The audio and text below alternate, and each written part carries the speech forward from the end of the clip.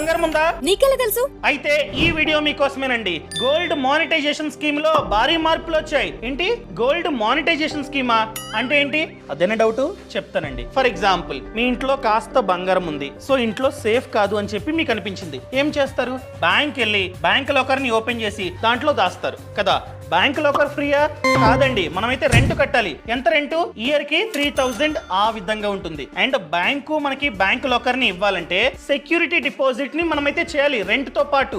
FD అనమాట. So 10 years తర్వాత అసలు ప్లస్ వడ్డీ ఇచ్చేస్తారు. అంటే లాకర్ ని ఎప్పుడైతే క్లోజ్ చేస్తారో అప్పుడు అసలు ప్లస్ వడ్డీ ఇస్తారు. గోల్డ్ మానిటైజేషన్ స్కీమ్ అంటే ఏంటంటే మనం ₹1 కూడా డిపాజిట్ చేయాల్సిన అవసరం లేదు, ₹1 కూడా రెంట్ కట్టాల్సిన అవసరం లేదు. మన బంగారాన్ని మనం కనుక ఈ స్కీమ్ పేరు చెప్పి డిపాజిట్ చేస్తే బ్యాంకే మనకి రివర్స్ లో వడ్డీ ఇస్తుంది. సో 2.5% వరకు బ్యాంకు మనకైతే వడ్డీ ఇస్తుంది. అదే ఈ స్కీమ్.